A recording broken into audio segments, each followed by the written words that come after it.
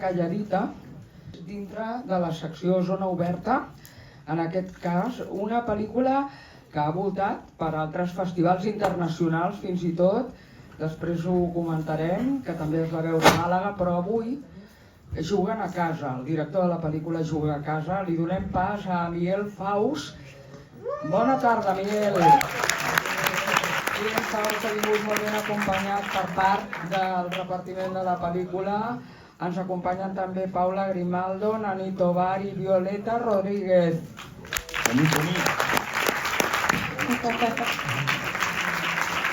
Hola, Violeta. Què tal, com estàs? Tu també jugues a casa, Violeta?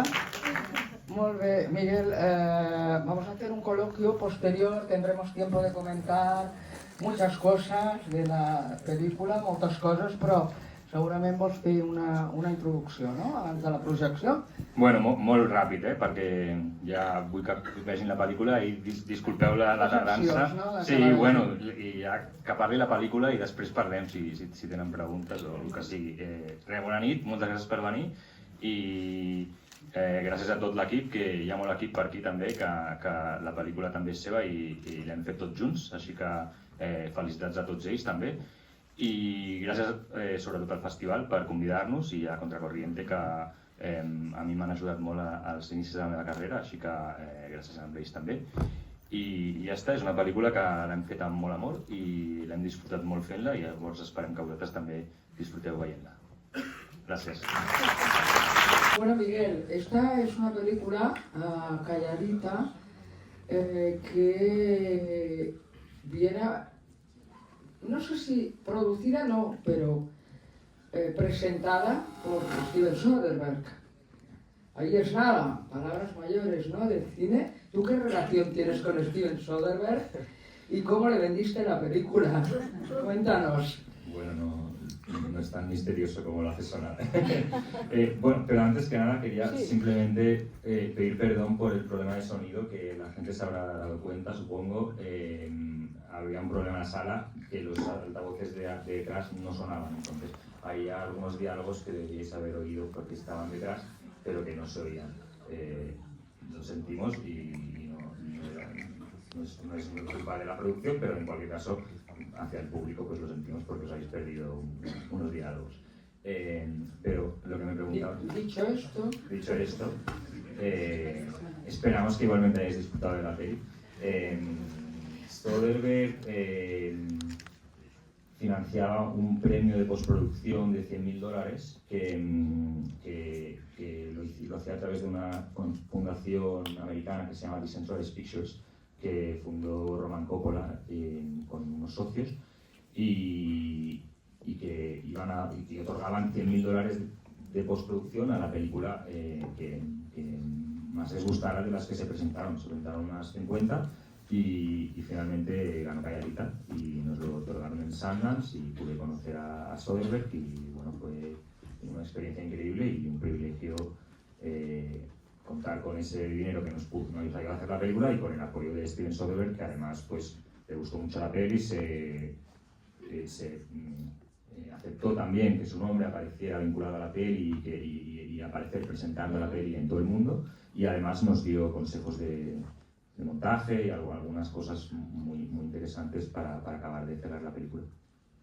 Creo, corrígeme si estoy equivocada, que Calladita sale de un corto tuyo. Esto que se está, no sé si es una tendencia, pero se está haciendo mucho, ¿no?, en el cine español. Yo me pregunto si es que a los directores os queda corto lo que contáis en el corto y por eso decidís ampliar y hacer un largometraje, ¿no?, sumarle minutos. ¿Te pasó esto? Un poco sí y un poco también al revés. O sea, a veces se dice, ¿no?, los cortos estirados, y a veces hay críticas de Calladita que dicen, normalmente los cortos estirados no funcionan, pero esta sí. Porque bueno, tampoco creo que en nuestro caso no fue así. Yo desde que hice el corto ya sabía que quería hacer una peli, pero en ese momento lo condensé en un corto y bueno, es una buena forma de practicar y también ha sido un paso muy importante para al final acabar levantando la película, porque se ha levantado de esta forma tan especial con los NFTs que eran fotogramas del corto, o sea que sin el corto no existiría la peli.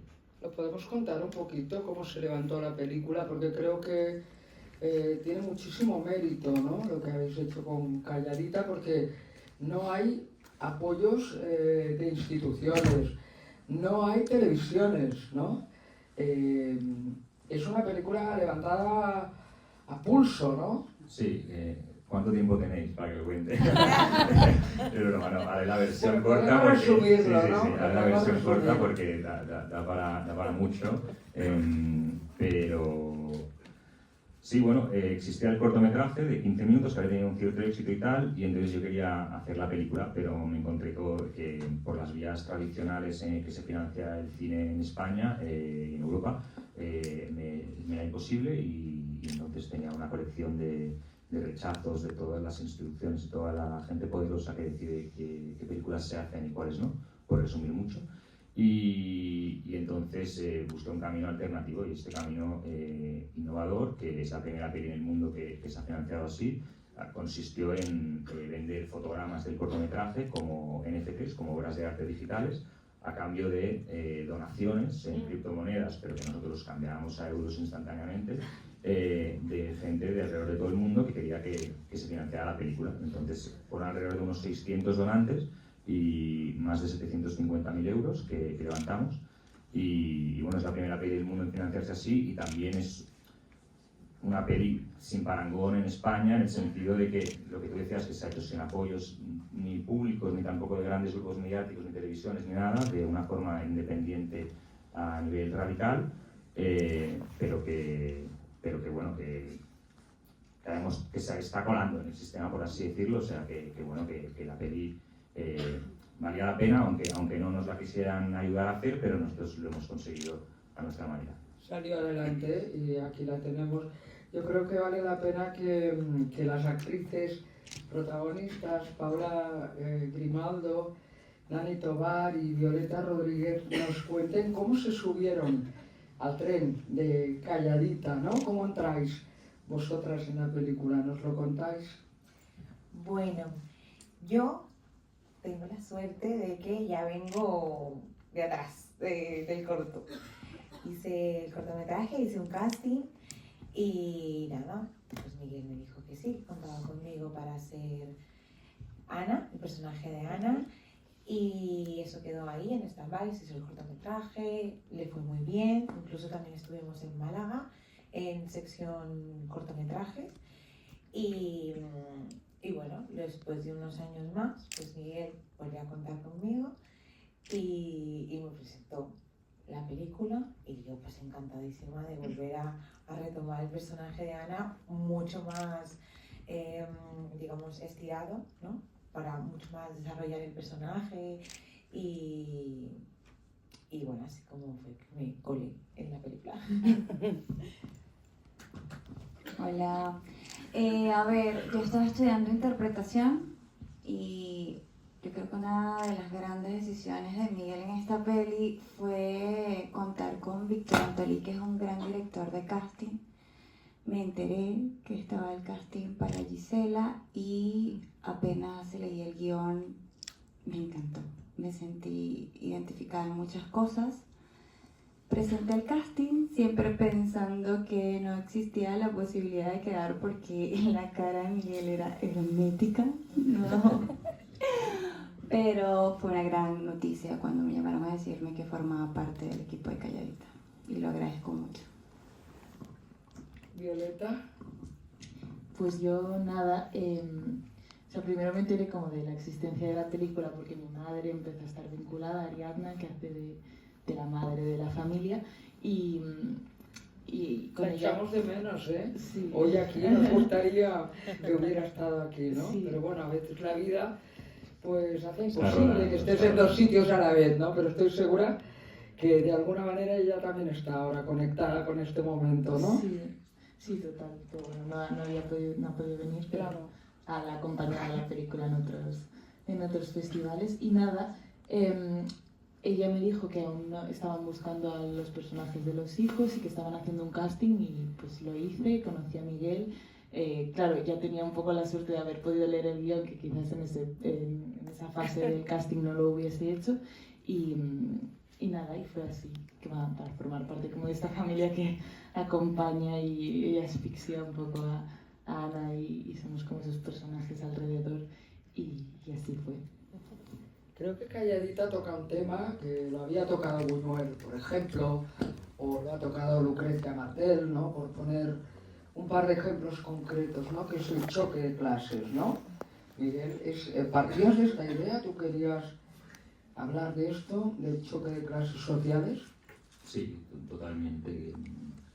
Sobre todo quería satirizar a las clases altas y pensaba que hacerlo a través del contraste y del choque con una empleada doméstica que vive unas circunstancias muy diferentes a ellos, pero que vive junto, que convive en el mismo mundo, pues era muy interesante y hacer esa crítica y esa sátira a través de sus ojos.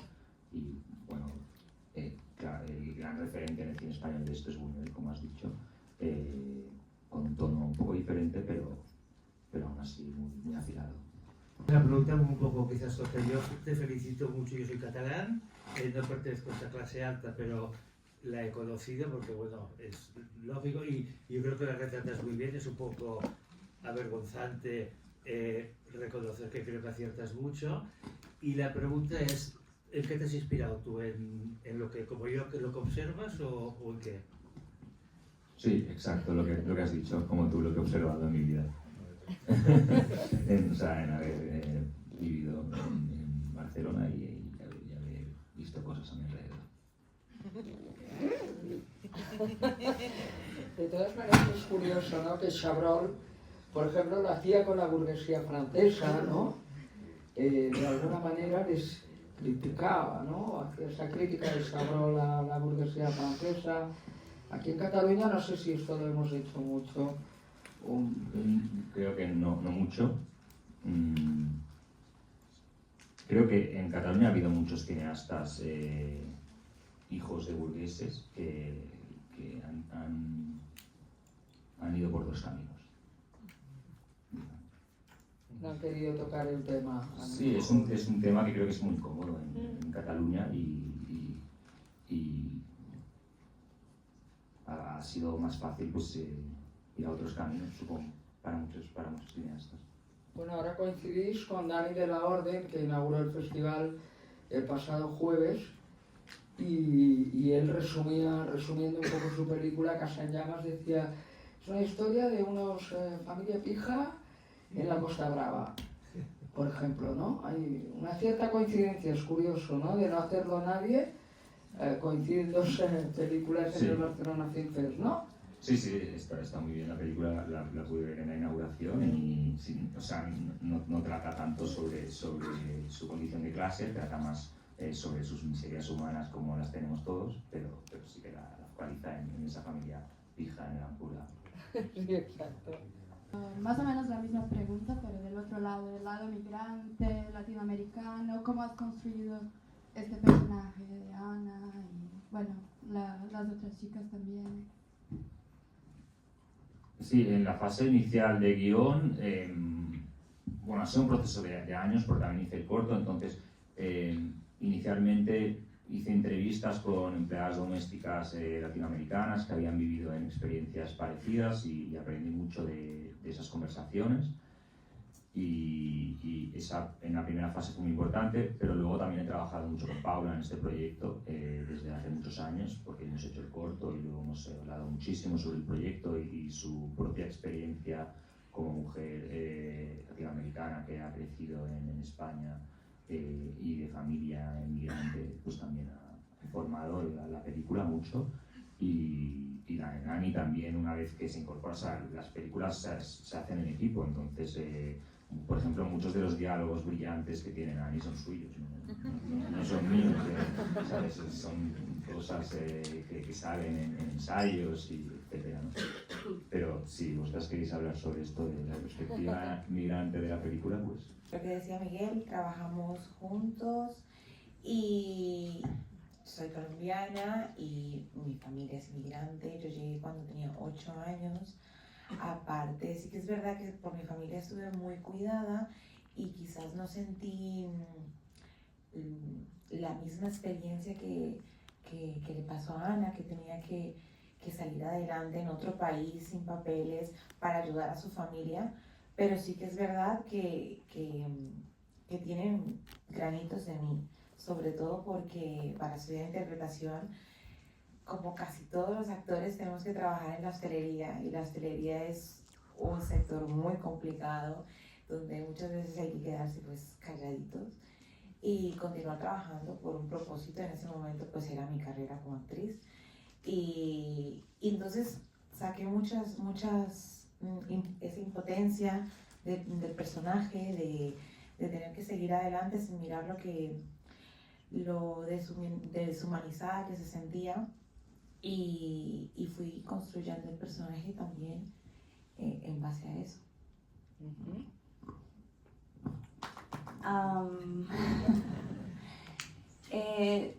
Realmente cuando te digo que conecté con el guión fue porque muchas partes de Gisela me hicieron consciente de un proceso que yo había pasado hace poco, y que a lo mejor en mi necesidad de ser optimista, de sonreírle a la vida, de no desvanecer, porque claro, cuando emigras y tienes hijos tienes que ser un ejemplo, ¿no? Y dejarles ver que todo está bien.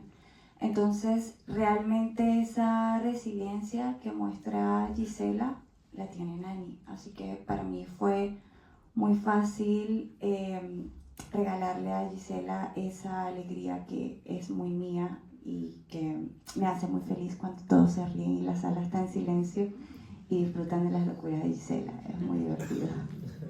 Realmente el espectador toma partido, ¿no? A medida que transcurre la película, creo que el espectador toma partido, ¿no? Por ese bando, ¿no? Digamos. Bueno, no sé qué opináis sobre esto, ¿no? ¿Cómo la habéis visto la película? ¿Tomas partido por ella? Violeta, ¿cómo encarnas unos personajes que resultan un poco antipáticos, ¿no? Sí, o sea, yo creo que era muy claro que la familia éramos como una especie de entes que estaban por ahí, excepto el personaje quizás que hace Paul, del hijo, que sí que tiene como que crea un vínculo más y no tienen cierta tensión entre ellos más real.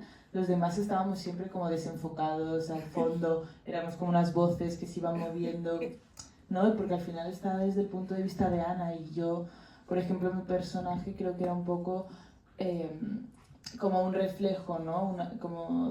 Porque hay muchas secuencias que Ana está viendo, la está mirando, ¿no? Es como, sí, como una otra cara, ¿no? Muy diferente, de otra realidad muy diferente. Entonces era como un poco jugar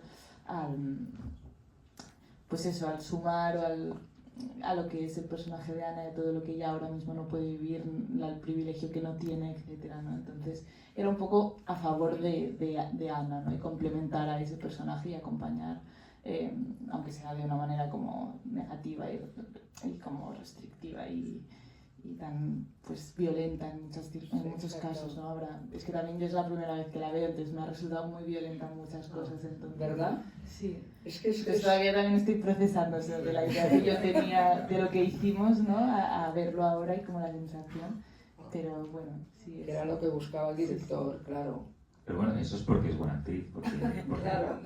Los actores defienden al personaje y no ¿sabes? O sea, ella no la interpreta como a una chica idiota, sino que la interpreta creyéndosela, y luego es, si acaso, la película la que se distancia de ella en el punto de vista. Claro, porque ellos viven como al margen, ¿no? Viven en su burbuja, y eso es lo que yo creo que refleja muy bien la película, ¿no? Es vivir en una burbuja, ¿no? Sí, era importante esto de no pasarnos con la caricatura, sino que se sintiera como que estas personas existen, que esto pasa, porque si fuera simplemente una película sobre 4 personas muy mezquinas y una familia como excepcionalmente idiotas, pues entonces el comentario general no sería tan fuerte, porque entonces es algo de una familia muy concreta y muy rara, ¿no? En cambio, al ser personas que en el fondo hacen lo que pueden dentro de su burbuja sin mucha conciencia. Exacto. Pues creía que era más interesante. Pues yo quiero felicitarles primero que nada al director y obviamente de verdad que también creo que los actores sacaron bastante bien su papel, muy convincente. En realidad es una temática bastante importante, interesante, que se mire desde ambas partes, ¿no? Desde ambos lados. Y bueno, te felicito, Manuel, ¿verdad te llamas? Y bueno, me pareció una excelente actuación por parte de la protagonista, de Ana. De verdad te felicito, has hecho un papel muy bueno. Y me recuerdo un poco también la temática que sacó la película esta de Roma, no sé si la vieron, que también la hizo Alfonso Cuarón, un mexicano, con esta chica que era Aparicio, ¿no? Que se hizo también así como esta temática, desde un punto de vista, claro que ya no era inmigrante, no, pero de todas formas era la burguesía y la contraparte, ¿no? Y has hecho muy buena película, felicidades a todos. Gracias. Muchas gracias. Yo solo quería comentar el guiño de los gatos, que es como una pequeña venganza. Bueno, yo lo tomo así, ¿no? Como ella, un gato no, dos, tres, o sea, este guiño, bueno, no sé de dónde lo habéis sacado, pero está bien, está muy bien. Gracias. No me acuerdo de dónde lo hemos sacado. Las ideas vienen de sitios misteriosos. Yo Una apreciación. quería sumar a esto que también, quizás, no sé si se entienda, pero también hay una forma de venganza, era la sopa tradicional colombiana, que realmente se llama sancocho, un sancocho con gallinita, con patata, pues ahí bien condensado porque los latinos comemos ahí potente. Y eso normalmente se come caliente, que es decir, como un cocido. Entonces, la venganza era darle esa sopa grasosa. Entonces fue un toque ahí.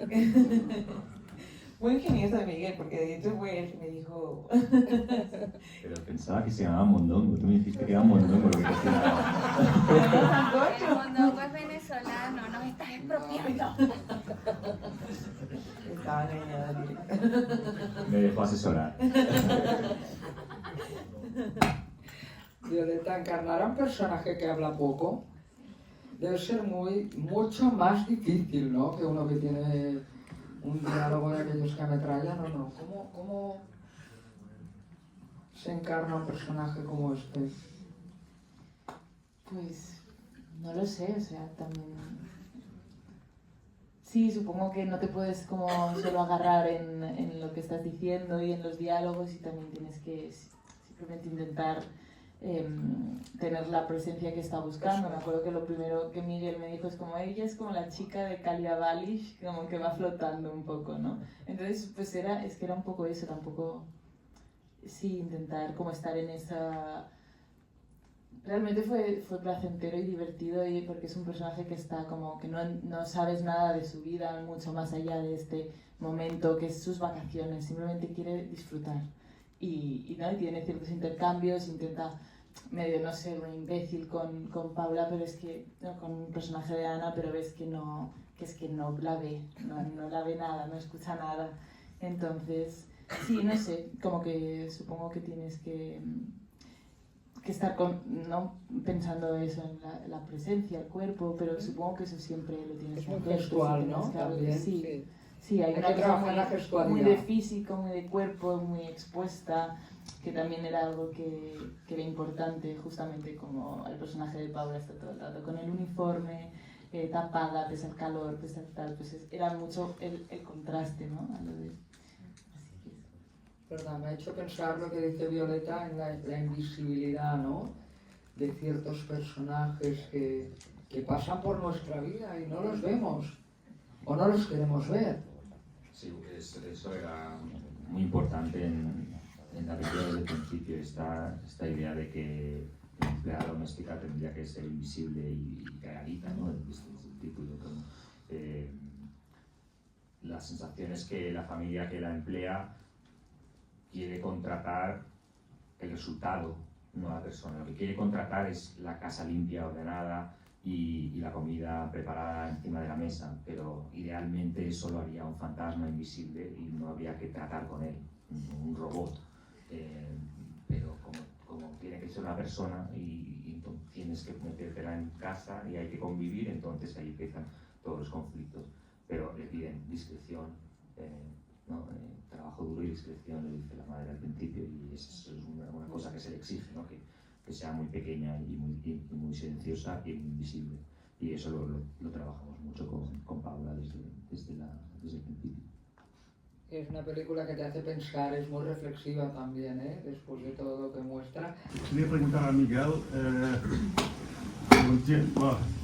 como veo, el señor Miguel usted es un chico, un señor muy majo, simpático, pero entiendo que usted también eres parte o ha sido parte de la clase alta catalana.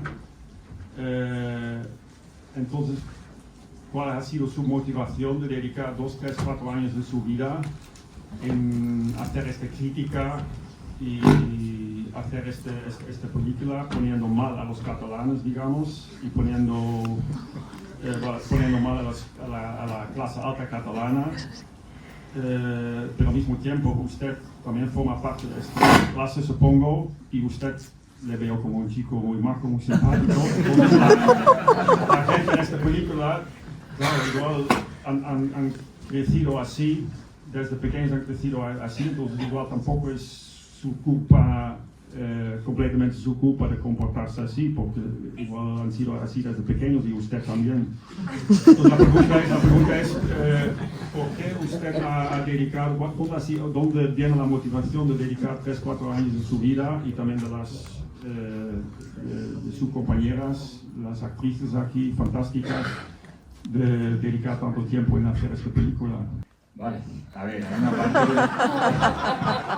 hay una parte de la pregunta que igual le deberías hacer a mi psicólogo, porque pero vamos a intentarlo. Primero quiero aclarar que yo no he crecido en un mundo como el de la película, ni en el nivel de opulencia, ni en el trato tampoco de las personas de servicio.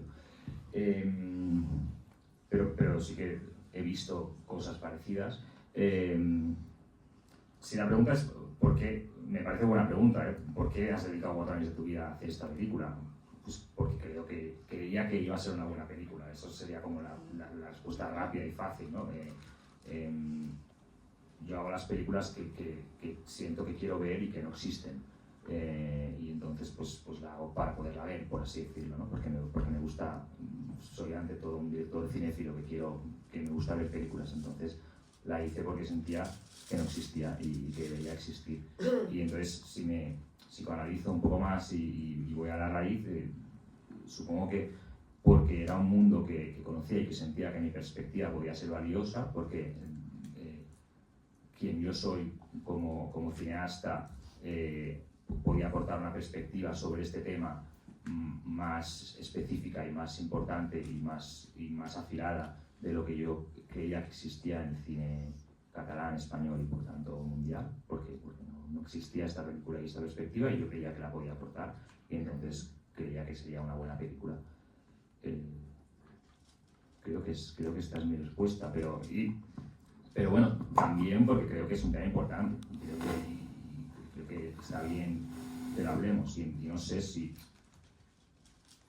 También creo que está bien que los artistas que vienen de entornos de privilegio no usen su privilegio solo para entretener a un público lo más grande posible y así ganar mucho dinero, sino para cuestionar cosas que piensan que en la sociedad que no están bien o que se pueden mejorar, aunque tampoco yo quiero decir con esto que yo he hecho la película para cambiar las cosas, pero hago la película porque tengo preguntas dentro de mí que me interesan y que quiero trasladarle al público, yo creo. Y si viéndola os habéis hecho preguntas que os hacen crecer de la forma que consideréis, pues entonces valdría la pena. Yo quiero decir algo.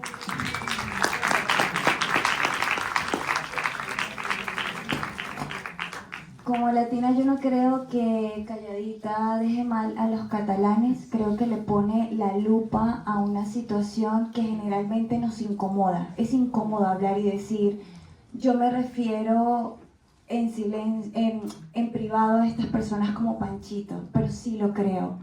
Y como emigrante también es incómodo decir, no pertenezco a esta tierra, nunca voy a pertenecer, aunque la ame y pasen los años que pasen. Acá siempre tendré la sensación de ser ajeno. Son cosas que no se dicen, pero que se piensan. Entonces creo que constantemente le ponemos una tirita a una herida de bala. ¿Por qué? Porque sí existen esos silencios cuando vas caminando y está el murmullo, ¿no? Y sí existe esa mirada silenciosa que te hace cuestionarte tu acento, tu forma de hablar, el color de tu piel, el color de tu cabello, que es diferente. Y el ser diferente no todo el mundo se lo toma bien. Así que yo como latina agradezco que Miguel haya dedicado 4 años de su vida a exponer una situación que nos pone a pensar y que nos invita a comportarnos de otra forma, porque creo que una de las cosas de Calladita es que no hay buenos y malos, cada quien vive su realidad con las herramientas que tiene, pero al ponerle la lupa tal vez muchas conciencias pueden cambiar.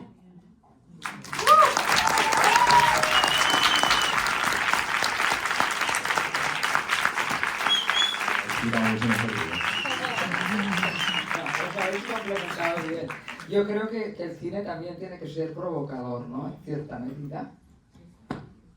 Sí. ¿Verdad? Yo creo que, yo cuando la veo, creo que tendríamos que haber provocado mucho más. Pero bueno, lo intentaremos la próxima vez. Bueno, de hecho, cuando estuvimos en Málaga, los comentarios del público era que daban rienda suelta a su imaginación y venían a mí o a Miguel o a mis compañeras y nos decían, pues yo quería que tirara la escultura y yo quería, o sea, como que querían muerte y destrucción de parte de la protagonista. Querían venganza, ¿no? Exacto, y era como que ellos nos decían, siempre estaban muy a la expectativa de que querían más, que llegara a dar más oro. Así que se quedó corto, Miguel. Y yo no soy cineasta, ni mucho menos, pero yo creo que la has clavado, ¿eh? O sea, yo creo que si acaso hace otra, pero yo particularmente creo que me he identificado muchísimo y me he avergonzado un poco.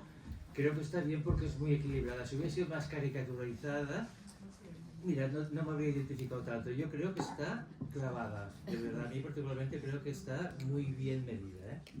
Gracias. Buenas noches. Es una curiosidad sobre la escultura de Marras. Que crea un efecto, digamos, de tensión toda la película. Hay muchas películas, ¿no?, donde el director anuncia un objeto, una situación que puede desembocar en una escena especialmente, digamos, dramática para la película, y en este caso es como si se va calentando el caldo, pero al final no sucede. Supongo que esto es un efecto totalmente intencionado, planificado, de dejar al espectador con una especie de coitus interruptus con la Yo creo mucho que la historia sobre cómo han llegado las cosas a la pantalla no importa mucho. Entonces, si nos hace quedar mejor a los que hemos hecho la película decir que sí que era totalmente intencionado, pues lo decimos, porque era totalmente intencionado. Pero como estamos aquí en familia, así en un entorno íntimo y tú me lo preguntas, yo te cuento la verdad. En bastantes versiones del guión pasaban cosas con las esculturas, se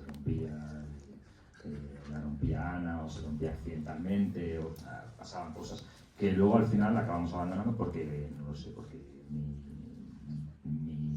yo guionista decidió que este final era mejor. Y ya hace ya mucho tiempo y ahora ya no me acuerdo mucho por qué, pero Pero entonces creo que cuando decidí que no se iba a romper, de todas formas no pensé, pues entonces la saco, ¿no? Porque hay esa frase típica de Chekhov que decía que si en el primer acto presentas una pistola, en el tercer acto alguien tiene que volarse los sesos con ella. En este caso es lo que tú dices, ¿no? Presentamos la escultura y al final no pasa nada tan grande como lo que parece anunciar. Pero bueno, creo que está bien también subvertir a veces las normas y las expectativas del público. Así que, aunque no sé muy bien cómo hemos llegado hasta aquí, lo abrazo como un éxito de la película, como tú has dicho, y era intencional. Entiendo muy bien el rol de la compinchería, ¿no? Nosotros cuando venimos migrando siempre solemos unirnos a lo que nos es más cercano, ¿no? Pues quería preguntarles a ustedes dos, digamos, ¿cómo fue ese rol? ¿Cómo cambió? Entiendo que se hizo un corto, no lo había visto. ¿Cómo fue el nuevo rol que te dio a ti o que te aportó Carla en esa escena? Y la otra pregunta para Violeta y Miguel es, en la película se habla, ¿no? 2 años de arraigo, que muchos lo buscan como latinos. Y les quería preguntar si creen que 2 años es suficiente para mezclarse, juntarse, unirse a la cultura española y catalana en este caso. Me preguntaste, perdón, sobre las relaciones que tenía Ana y Gisela, ¿verdad?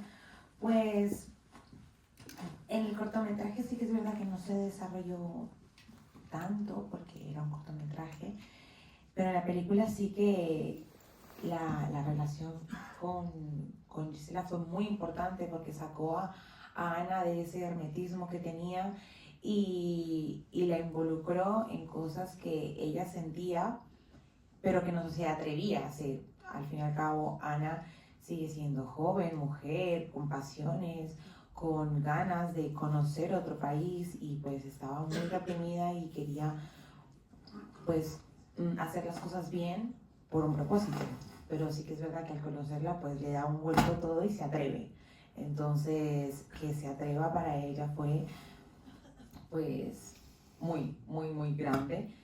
Y el hecho de perderla también implicó que su forma de pensar también cambiara y que el arco emocional del personaje de Ana se pusiera súper rebelde y cambiara su pensamiento y ya no le importara ciertas cosas y hiciera ciertas cosas que ya no lo veríamos quizás tan bien, ¿no? Quizás no, esto que dijo mi compañera, que los personajes ninguno era tan bueno ni el bueno está bueno ni el malo está mal, y vimos como Ana también se desarrolla quizás en acciones que eran un poco cuestionables, y fue a raíz de esta amistad y esa conexión que consiguieron las dos. Sí que es verdad que los emigrantes o bueno todas las personas que estamos en otro país, siempre que tenemos a alguien de nuestra misma nacionalidad es como que hey hermana, nos acogemos más, ¿no?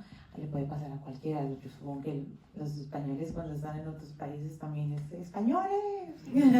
Entonces también eso nos unió mucho más en la película y fuera de la película también, porque somos súper pinches y eso trascendió en las cámaras y se nota muchísimo que pues esa ¿cómo se dice? Esa conexión entre nosotras. La verdad es, cuando yo sé que quedo para calladita, yo empiezo a buscar Paula Grimaldo y yo encuentro unas escenas espectaculares y yo el primer ensayo yo iba asustadísima, yo decía, Dios mío, ¿qué me voy a encontrar? Y de repente escucho que me dicen, Nani, y yo volteo y está esta señorita con una sonrisa y me recibe con un abrazo como si me conocía de toda la vida. Y eso fue amor a primera vista. O sea, lo que ustedes ven entre Gisela y Ana, definitivamente está en Paula y Nani. Desde el principio fue muy fácil conectar, fue jugar juntas, fue divertirnos. Y bueno, en cuanto a personaje, yo creo que Gisela le da a Ana el fuego que ella necesita para salir del closet. También es gracioso que yo creo que también esta química quizá pasó también, yo creo, porque en realidad el personaje de Gisela está escrito también inspirándome mucho en Paula. Paula se parece, en la vida real, Paula es una bastante loca y se parece más a Gisela que a Ana. Totalmente. Ella realmente es Gisela. Y lo otro que me has preguntado, no sé si lo he entendido del todo bien, creo que me has preguntado si nos parece suficiente 2 años de arraigo, pero es que me parece una pregunta un poco extraña porque, o sea, no lo sé, pero lo que sí sé seguro es que yo no creo en nada de todo esto y yo no creo ni en las fronteras ni en ningún tipo de traba al libre movimiento de las personas, entonces no me parece, o sea, me parece muchísimo más de lo suficiente porque a mí yo creo que el día uno que llegue alguien aquí y quiera vivir aquí, pues debería poder, sea de donde sea y quiera o no quiera arraigarse, que no sé muy bien lo que significa. Violeta, ¿cómo vivisteis el rodaje y teniendo a tu madre ahí? Además, ¿no? Ellas han hablado de su parte, pero ahí está la otra familia, ¿no? También. Y Luis Bermejo, también, como padre. Sí, pues muy familiar, pues la verdad que como estábamos rodando en un lugar, bueno, precioso, fue muy agradable rodar ahí, era un equipo increíble, todo el mundo súper majo y yo me sentí muy arropada y a Luis también le conocía, entonces muy fácil. Al final yo estuve 6 días, tampoco fue tanto tiempo, que ahí algunos se pasaron 2 meses o más y nada, pues muy agradable la verdad. Es que era un lugar precioso y todo el mundo como que me llevó de ahí gente muy especial, así que... A lo mejor son estos rodajes que uno desearía que se alargaran, ¿no? Sí, disfrutamos mucho rodando la película. Quería preguntar un poco sobre el guión y la adaptación, que si entiendo bien, el guión originalmente era para un largometraje y después se acortó para poder montar un cortometraje, también pensando que el cortometraje sería visto para luego hacerlo como fue originalmente entendido. Y entonces la pregunta es, ¿qué cambió de lo que vimos hoy desde el primer guión? Y bueno, y después, ¿qué se aprendió en hacer el cortometraje que por ahí no lo hubieras pensado solamente habiendo escrito el guión originalmente? Es una muy buena pregunta, pero me es muy difícil responder. Porque escribir el guión desde los primeros borradores, que eran antes del corto, que eran muchas ideas que luego condensé en un corto, ha dado miles de vueltas y luego en el montaje también se reescriben las películas. Entonces yo, como habiendo sido el guionista y también el director, es como que me cuesta mucho separar lo que escribí en el papel de lo que luego hemos hecho con la película y en el montaje, etc. O sea, contaré que el corto es solo un día en la vida de Ana. Los padres de la familia no están y pasa algo parecido a lo que pasa como a 3/4 de película. O sea, toda la parte del Tinder y el robo del móvil y la cita en la piscina y todo eso. El corto es digamos eso y yo ya sabía que, bueno, que estaba bien para un corto condensar en un día, pero que me parecía que el buen marco para la historia en el largometraje era el verano, ¿no? Todo el verano, desde la llegada a la casa, para marcar mucho el punto de vista nuestro con Ana, porque nosotros llegamos a la casa con Ana y la conocemos con ella, en cambio la familia pues ya es su casa.